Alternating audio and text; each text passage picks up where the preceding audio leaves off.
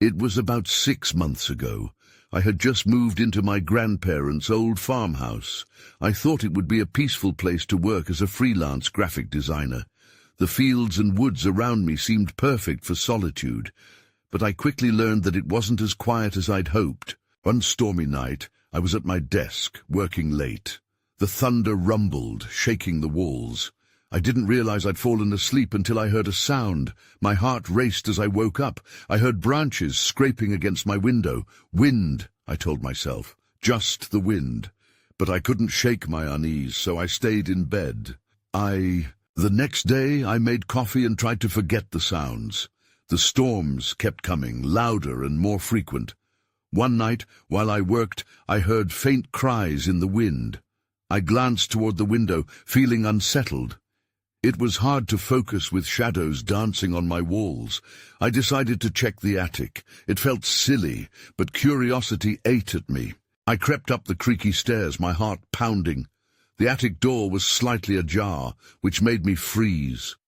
I remembered closing it. I pushed it open and cold air rushed out.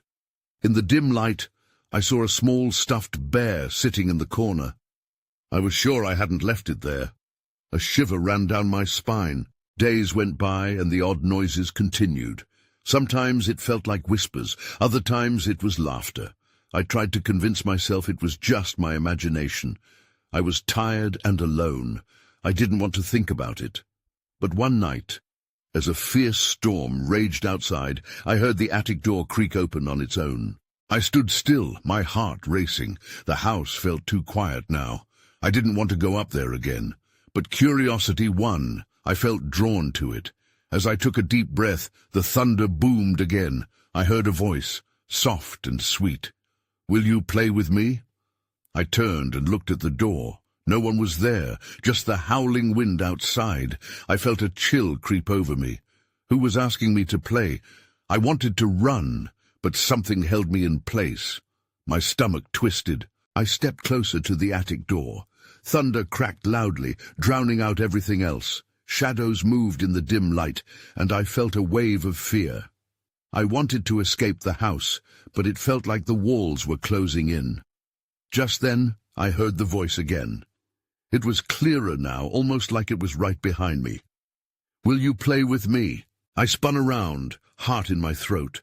I saw nothing, but the air felt thick. I bolted to my room, grabbed my phone, but I couldn't call anyone. I didn't know how to explain what was happening. I just sat on my bed in the dark, listening as the wind howled outside. The storm raged on, and I had never felt more alone. I never went back to the attic. I stayed close to my room, avoiding the strange noises. I didn't know what had tried to reach me that night, but I still hear whispers sometimes. They drift through the calm, always asking, "Will you play with me?" I spent the next few days trying to distract myself. I buried myself in work, focusing on freelance projects, hoping to drown out the strange whispers that still echoed in my mind. I avoided looking at the attic door, keeping my back turned whenever I passed by. The storms continued, and with them the voices seemed to grow louder. One afternoon, I decided to take a break and go for a walk. I needed fresh air. The sky had cleared, and the woods around the farmhouse looked inviting. As I strolled along the path, I felt a sense of calm wash over me. The leaves crunched under my feet, and the sunlight spilled through the trees. For a moment, I almost forgot about the strange happenings in the house. But the relief was short-lived. As I walked deeper into the woods, I stumbled upon an old swing set, rusted and tangled in vines. It looked out of place, and something about it made my skin crawl. I approached cautiously, feeling a heavy weight in the air. That's when I noticed a small pile of dirt beside one of the swings. It looked fresh. My throat tightened. I turned to leave, feeling a strange pull to move faster. My heart raced, and I heard it again, a soft voice floating on the breeze. "Will you play with me?" I froze. I could have sworn it was coming from the swing set. Panic surged through me. I glanced behind me, half expecting to see someone there, but nothing, just the rustling leaves. I hurried back to the farmhouse, my mind racing. The whispers grew in intensity as I stepped inside. It was as if they were following me. I slammed the door behind me and leaned against it, panting. I needed to figure out what was going on. I grabbed my laptop and began searching for anything related to the history of the farmhouse or its previous occupants. As I clicked through old articles, I found references to children who had once lived here. 2 siblings, a boy and a girl, who had played in the surrounding woods. A chill ran down my spine. What had happened to them? Then I saw a photograph. It showed the siblings with a stuffed bear that looked just like the one I had found in the attic. My hands shook as I stared at the screen.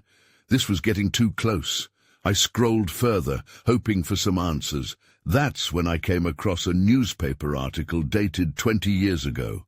It reported on the mysterious disappearance of the 2 children. The article didn't provide many details, just that they were last seen playing in the woods behind the house. I felt a sense of dread. It couldn't be a coincidence. Suddenly there was a loud bang coming from the attic. My heart dropped. I couldn't ignore it any longer. Taking a deep breath, I grabbed a flashlight and slowly made my way up the stairs. The air felt colder with each step. When I reached the attic door, I hesitated. Was I really ready for this? Then, like a whisper in the wind, I heard it again, clearer this time. "Will you play with me?" I steeled myself and opened the door. The attic was dark, the light from my flashlight flickering as I stepped inside. I scanned the room, my breath catching in my throat. I was not alone. There, in the corner, the stuffed bear was gone. And in its place was something else. The silence felt suffocating, and dread settled in as I moved closer to the source of the sound. The attic felt like a different world. My flashlight flickered, casting shadows that danced on the walls. I forced myself to breathe, struggling against the tightness in my chest. Something shifted in the corner, and I squinted, trying to make sense of it. What had replaced the stuffed bear was an old dusty doll. Its porcelain face was cracked, and one eye stared blankly, while the other seemed to follow me. The hair was tangled and wild, as if the doll had been hidden away for ages. I couldn't shake the feeling that it was watching me. "Is someone there?" I whispered, my voice quavering. The attic remained still, a heavy silence that made each heartbeat feel louder. "Will you play with me?" The voice came again, softer this time, like a child's giggle carried on the wind. It sent chills through me. I took a step back, knocking against an old trunk. The sound startled me, and I nearly dropped the flashlight. I had to know if I was losing my mind. This wasn't just about the doll. It was about the children, their disappearance. I needed to find a way to connect the dots. Maybe this doll was a clue. I forced myself to approach it, my hand trembling as I reached for it. Just as I touched the doll's hand, the attic door slammed shut behind me with a deafening bang. I yelped and jumped back, the flashlight flickering wildly. I was trapped. I turned to the door, pulling at the handle, but it wouldn't budge. My heart raced. "Let me out, please!" Then I heard it again, a low whisper that filled the thick air. "You have to play." I turned back to the doll. Its cracked smile seemed wider now, like it was enjoying my fear. "What do you want?" I shouted, feeling desperate. "What happened to the children?" A soft giggle erupted around me, echoing off the wooden beams. I felt cold hands brush against my legs, and I jerked away, panic overtaking me. I rushed back to the trunk I had bumped into, hoping to find something, anything, that could help. Flipping it open, I found old toys, wooden cars, a rusted jigsaw puzzle, and a weathered notebook. My hands shook as I pulled out the notebook, its pages yellowed and frayed. I flicked through it until I found a page filled with childish handwriting. "We want to play hide and seek." A chill ran down my spine. I was deepening the mystery, but I didn't want to play. Fear gnawed at me as I glanced toward the attic door, still firmly shut.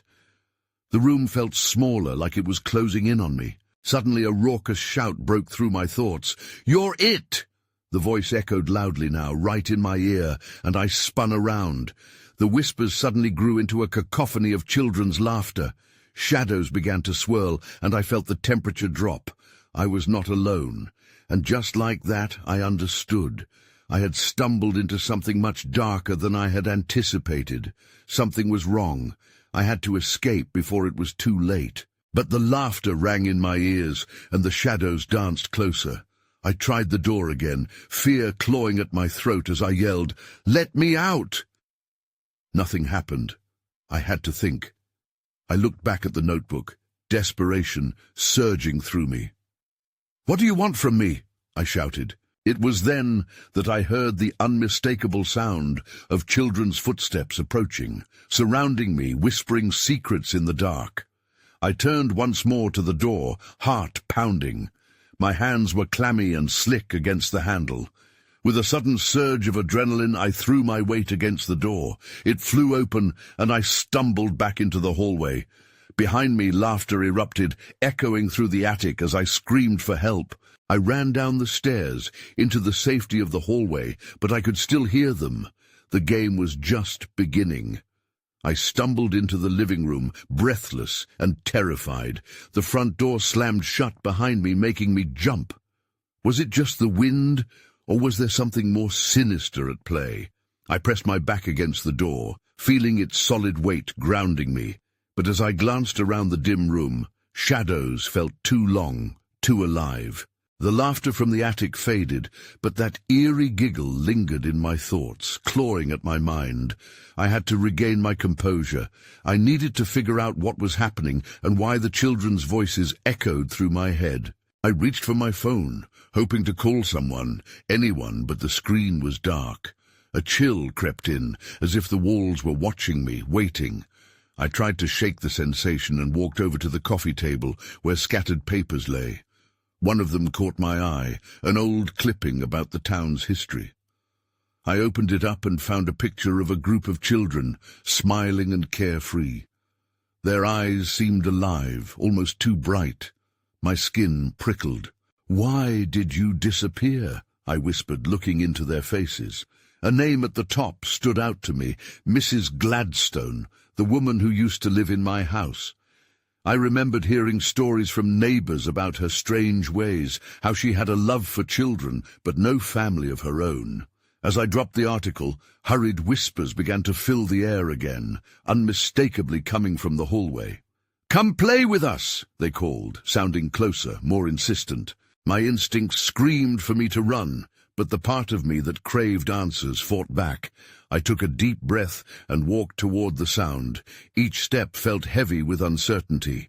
The walls loomed in with shadows lining my path, and I half expected hands to reach out and grab me. I peeked around the corner, but the hallway looked empty. Only darkness stretched towards the kitchen at the end. It was too quiet now, the kind of silence that echoed loudly in my ears. Then, just as I was about to turn back, something caught my eye. Light flickered from the kitchen, a soft glow spilling out like a beacon. I approached cautiously. My heart raced again, fueled by a mix of fear and curiosity. When I reached the doorway, I froze. On the kitchen table lay a spread of toys, old and dusty, arranged in a circle. In the center was the doll from the attic, its cracked face staring back at me, eyes swirling like deep pools of darkness. "Will you join us?" echoed the voices of children, now muffled but insistent. I felt a surge of panic. I didn't want to join them. I took a step back, but just then the flickering light intensified, casting shadows that swirled like a storm. The laughter grew louder, surrounding me like a tempest. I had to escape, but escape to where? As I turned to flee, the doll's cracked smile seemed to widen, and the shadows curled around my feet. Then everything went dark. I couldn't tell if I was losing my mind or if something truly awful was happening. Alone in the dark, I grasped the edge of the table, my breath quickening. The air felt charged, as if it held untold secrets. I needed to find a way through this nightmare, but before I could think, I felt cold fingers wrap around my wrist. A voice whispered in my ear, breaking through the dark. "It's your turn to play." I gasped, heart hammering in my chest. My fate was sealed and I knew I had no choice. The game was about to get much more real. The darkness felt thick, almost suffocating. I could barely breathe as I stood frozen in place, the cold grip around my wrist icy against my skin. My instincts kicked in. I pulled my arm away, muscles straining against the unseen force, but it held tight. I twisted, desperate to break free, and the air crackled around me, charged with an energy I couldn't comprehend. "Who are you?"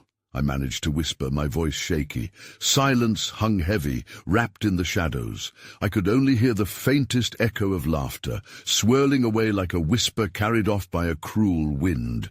With a jolt, my memory raced back to the children's voices and the article I had read, their bright eyes staring blankly at me, begging for attention. But it felt like something far more sinister was at play. The doll, the toys, it was all part of this macabre game. I had to get out.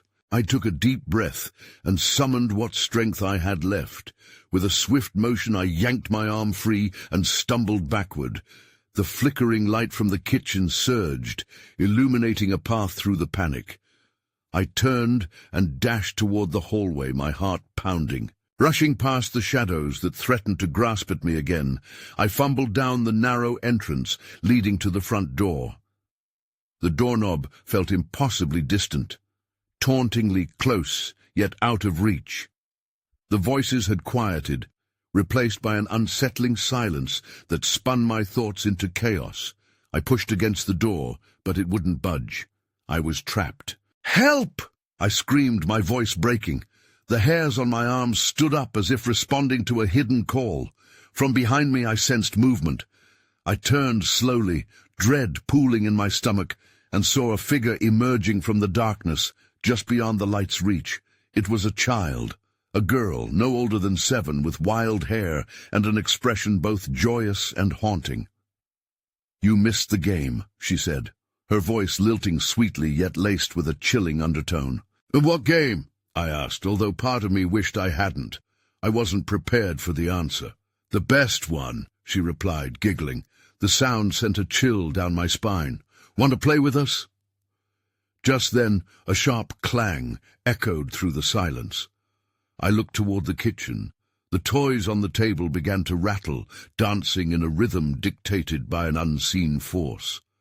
The doll's eyes locked onto mine, and I felt it calling me back, beckoning me to join the revelry. "Come on," the girl insisted, dragging her finger down the air like it was a thread pulling me closer. "It's so much fun." I shook my head, panic rising. "No! I want to leave!" But even as I said it, I felt a strange pull toward her. The figures of children swirled in my mind, their laughter a haunting melody. Had they truly disappeared, or were they forever bound to this cursed place? "Why do you want to leave?" she asked, voice softening. "Not everyone is trapped here. Some of us choose to play." "Choose to be trapped," I countered, anger surging as I felt the desperation rising within me. "Don't you want to be free?" she countered, tilting her head as if she saw deeper into my eyes. "Then join us, or else you'll be stuck like them." Something tugged at my heart. I needed to find out the truth behind these lost children, but at what cost? That was when I spotted the photograph I had dropped earlier, lying just outside the kitchen. I lunged for it. As I picked it up, gasping in horror, I saw a familiar face among the kids, the face of Mrs. Gladstone.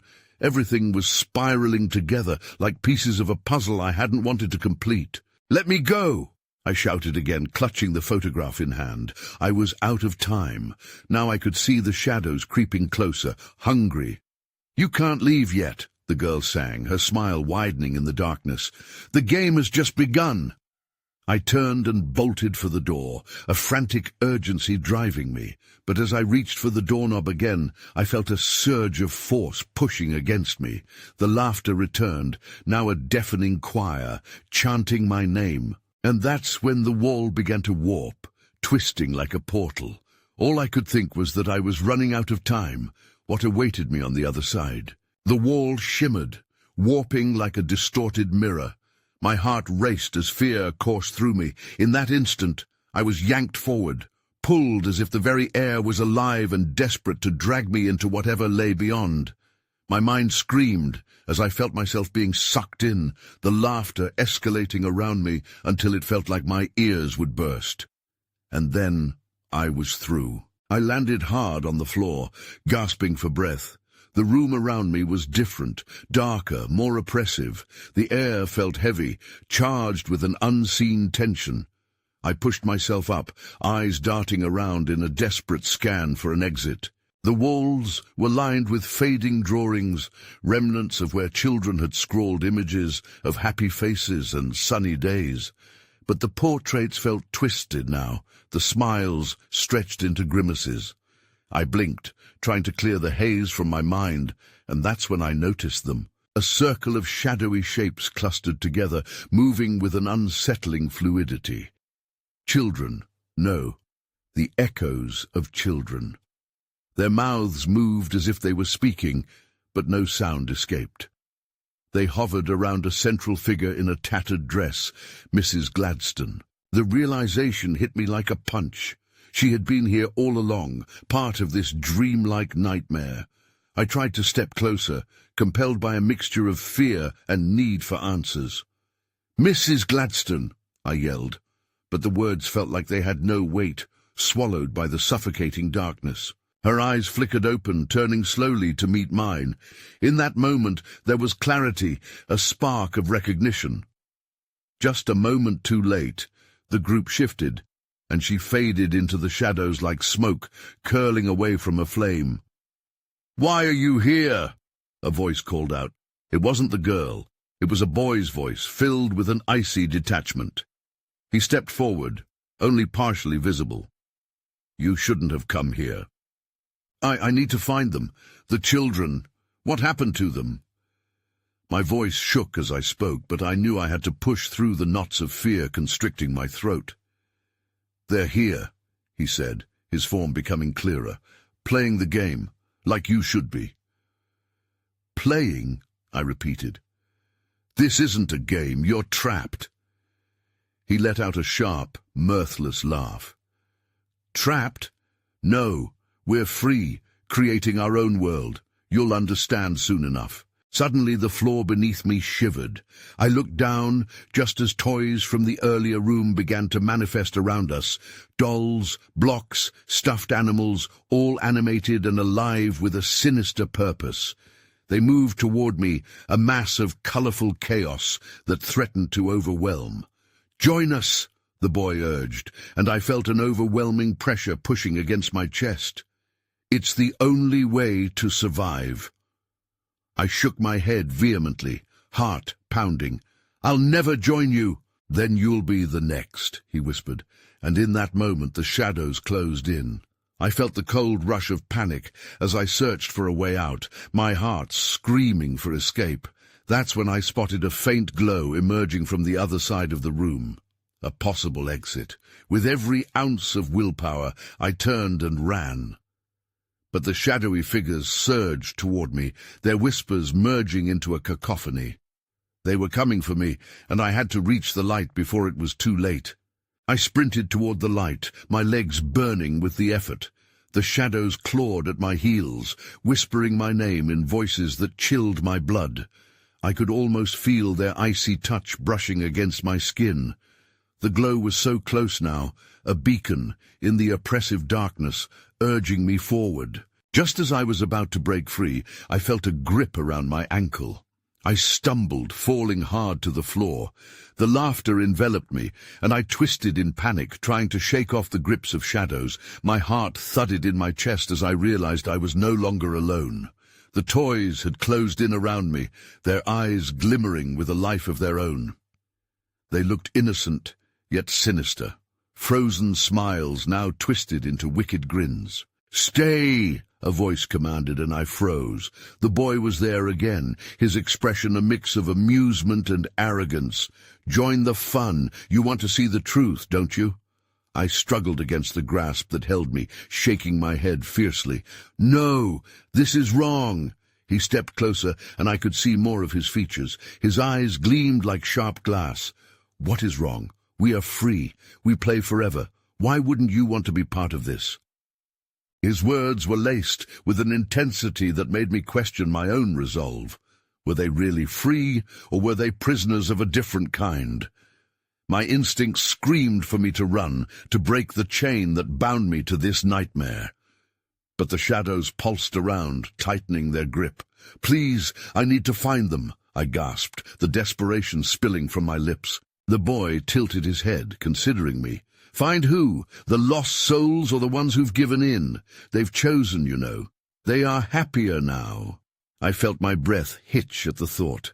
What if the children were indeed trapped here, in this twisted version of play? "You're lying," I shot back, even as doubt crept in. "They've embraced it. If you want to escape, you must accept the game," he replied, his voice almost a whisper now. In that moment of vulnerability, I caught sight of a glimmer in the distance. The light pulsed again, stronger and more inviting than before. It felt like hope, a path to salvation. With a surge of adrenaline, I kicked out wildly and broke free from the hold of shadows. I could taste freedom just ahead. The boy's laughter echoed in the air, haunting and cruel as I dashed toward the light, not looking back. The shadows hissed, a sound that sent shivers down my spine. I made it to the bright glow, but as I stepped closer, something pulled at my arm, dragging me under. And then everything went dark. I gasped, struggling against the darkness that enveloped me. Panic surged. I couldn't breathe, but with a steely determination, I forced myself to focus. The light flickered against the thick, suffocating void. Just as I thought I would drown in despair, I remembered the glimmer of hope I had seen. That's when I felt it, a hand gripping mine, pulling me up, pulling me away from the shadows. I felt the warmth of the hand tighten around me as it pulled me up from the depths of darkness. I was gasping for air, my eyes wide and searching. What I saw was a figure, a silhouette against the bright light that burned around us like a protective barrier. "Quick! This way!" a voice urged. It was frantic yet familiar, and I didn't hesitate to follow as the hand led me away from the shadows. I stumbled forward, feeling the cold tendrils of darkness clawing at my feet, yearning to drag me back. The light flickered, casting strange shapes against the walls, and I could just make out the figure beside me. It was another child, older, maybe 11 or 12. His face was smeared with dirt, but he wore an expression of determination. "Who are you?" I panted, trying to match his pace. "Riley," he said, glancing back at me with wide, desperate eyes. "We have to keep moving. They're coming." "Who?" I asked, my heart racing again. "The toys. They're alive, you know. They don't like visitors." I didn't fully understand, but there was no time for questions. Just then, I heard a noise behind us like a chorus of creaks and mechanical whirs. The sounds swelled, drowning out everything else. The boy who had taunted me before was now laughing again, his voice echoing through the dark. "Come join us! You can't escape!" he shouted. The shadows seemed to gather around him, growing thicker and more menacing. "Keep running!" Riley urged, pulling me along as we turned down a narrow corridor that twisted into the unknown. I could barely keep up, my pulse pounding in my ears. I stole a glance back and my stomach dropped at the sight. The toys were emerging from the shadows, stuffed animals with claws, dolls with unblinking eyes, and tiny soldiers marching in unnatural sync. They began to swarm, their laughter mingling with the boys' taunts. We rushed into a large room bathed in blinding light, the kind that felt warm and inviting. It was filled with remnants of old games, broken toys, forgotten puzzles, and faded colors. But there was something unsettling about the brightness, too. It felt alive, almost watching us as we entered. "Is this where they are?" I asked Riley, my voice trembling. "Maybe," he said, his eyes scanning the room. "But we have to be careful. The light can trick you." Before I could process his words, everything shifted. The games began to move, pieces sliding across the floor, as if an unseen player was controlling them. A giant puzzle piece shot through the air, barely missing us. "Quick!" Riley yelled, pointing to a door at the far side of the room. "We need to get through there." My heart sank as the shadows loomed closer.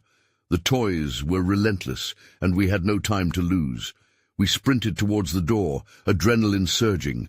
Just as we reached for the handle, I paused, my breath catching in my throat. That's when I saw it, a glimpse of a familiar face among the chaos, smiling eerily. It was one of the missing children, but something was off. They weren't just trapped, they were a part of this twisted game.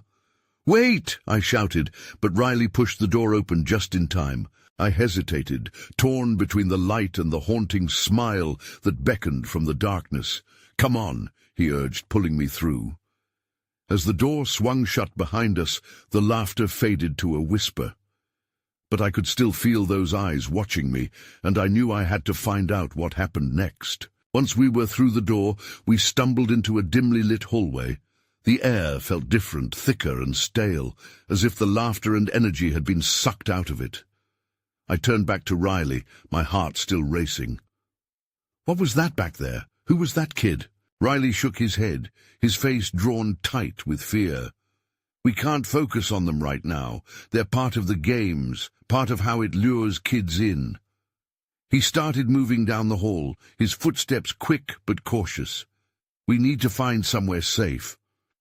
I followed, glancing back at the door, half expecting it to burst open. I could still hear the faint echoes of laughter outside, a reminder that whatever those toys were, they weren't finished with us yet. We rounded a corner and found ourselves in another room, this one darker and filled with shadows. Just as I took a step inside, the door behind us slammed shut. My heart raced again, panic rising in my throat. "Riley, what do we do?" He didn't answer right away. He looked around, his eyes darting from one shadowy corner to the next. "Look for something we can use to defend ourselves," he said finally. I hesitated, starting to search through the clutter in the room. Old board games lay strewn across the floor, their pieces scattered like lost hopes. My fingers brushed against a playing piece that had rolled under a table. It was just a cheap plastic pawn, but it felt solid in my hand. "Over here," Riley whispered, drawing my attention to a shelf filled with odd toys. "Maybe there's something useful." I joined him, and we rifled through the items, picking up anything that might offer a chance against whatever was coming. Most of the toys felt harmless, but I grabbed a small wooden sword. It was worn but sturdy and had a sense of familiarity to it. "Do you hear that?" Riley whispered suddenly, his voice low and tense. I nodded, straining to listen. Distinct sounds filtered through the door, the creaking of hinges and the rustling of fabric. Then came the unmistakable mechanical whir of toy motors revving up. "They're coming!" Riley hissed, eyes wide with terror. Without thinking, I shoved the pawn into my pocket and clutched the wooden sword. "What now?" I asked, my voice shaking. Riley looked around, desperation clear on his face. "We need to find another exit. There must be a way out of here." Just then, the door rattled, the sounds growing louder. They were relentless, a cacophony of laughter and sinister giggles as the shadows crept closer. I could feel the oppressive weight of the silence around us, like a predator waiting for its moment. That's when I saw it, a faint glow coming from a small crack in the wall to our left. Hope surged through me. "Riley, look, there!" "Let's go!" he shouted, moving quickly toward it as he pulled me along. We squeezed through the small space, adrenaline pushing us forward. On the other side, the glow intensified. It illuminated a narrow path lined with glowing drawings that shifted and changed, almost as if they were alive. As we took our first steps into this new place, everything began to shake. The walls trembled, and I could hear cries echoing from the shadows behind us. We had crossed into a new realm, but my stomach twisted with dread. Were we escaping only to find something worse? "Whatever happens, stay close," Riley said firmly, clutching my arm. Something slinked in the dark, and I realized we weren't alone. I felt the weight of the shadows bearing down on us, their whispers rising like a tide behind us. The path flickered with light, contrasting sharply with the darkness that seemed alive and eager to consume us. I gripped the wooden sword tightly, heart racing, as we hurried deeper into this new realm. Riley glanced back over his shoulder, his eyes wide with fear. "Don't look, just keep moving," he urged, pulling me forward with urgency. We navigated through the winding corridor, illuminated by the shifting drawings on the walls. They depicted scenes of joy, children playing, running, laughing, but the happiness felt hollow, distorted by a sense of menace. The glow from the artwork pulsed, as if in tune with our frantic heartbeats. Suddenly, a shadow lunged at us from the darkness, its form both twisted and indistinct. "Playtime is fun!" it shrieked, voice brimming with manic delight. I raised the sword instinctively, but Riley stepped in front of me, wielding a broken toy car like a shield. "We have to get to the end," he exclaimed, pushing us onward as the shadow recoiled, momentarily deterred. "We can't let them catch us," I gasped, the panic rising in my throat.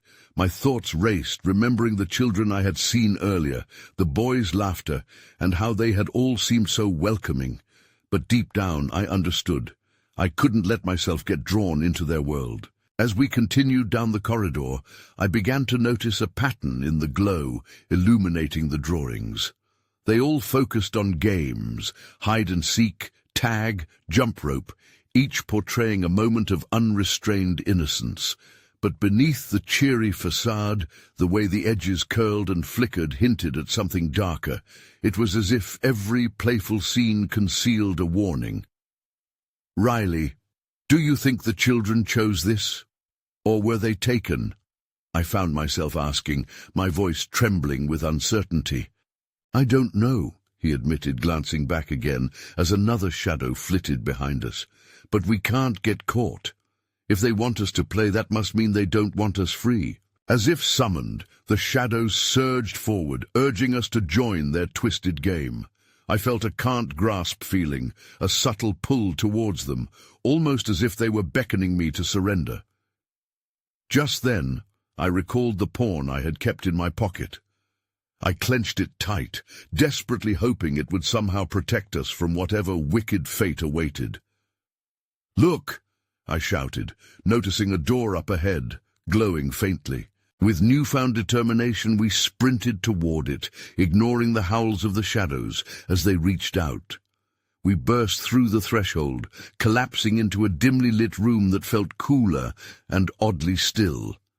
It was a breath of fresh air, but apprehension crept back in. The walls were adorned with various children's drawings, and at the center of the room stood an old wooden table.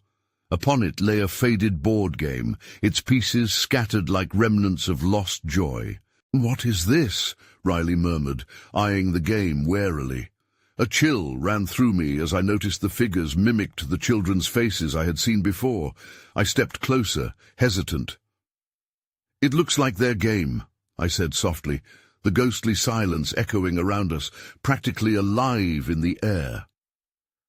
"Maybe it's a way to communicate, or even escape the shadows," Riley suggested, looking at me with a glimmer of hope. "If we figure out the game, maybe we can turn this against them." "What if it's a trap?" I countered, my gut twisting in skepticism. "I don't know," he said, his voice dropping to a whisper, "but we don't have a choice." Gathering courage, I hesitantly reached for the game pieces, and as my fingers brushed against them, the room seemed to pulse. The shadows outside tightened, the voices growing louder, their laughter invading our minds. "Play with us," they chanted. A chorus of sweet innocence warped into something unearthly. As I placed the pawn on the board, the air around us crackled with energy. "What do we do?" I asked, heart racing. "Just follow the game's instructions, quick!" Riley yelled, his eyes ablaze with determination. But before we could act, the shadows stormed in, swirling around the table, blocking our escape. "Join us!" they cried, now a feral hurricane of swirling energy. In a surge of instinct, I grabbed Riley's hand. "We have to finish this," I shouted. "It's our only chance." And with that, we leaned into the game, breathing in the remnant hope of those long-lost children, trusting it would either save us or condemn us. As the pieces began to move and the shadows grew in intensity, I knew that the end was now. Whether it led us to freedom or plunged us into ultimate darkness, the choice would be ours alone. But the final outcome remained uncertain, leaving the question of how it would all resolve hanging in the air like the echoes of long-forgotten laughter. I couldn't help but wonder, would we escape, or would we become part of their game, lost among the faded drawings forever?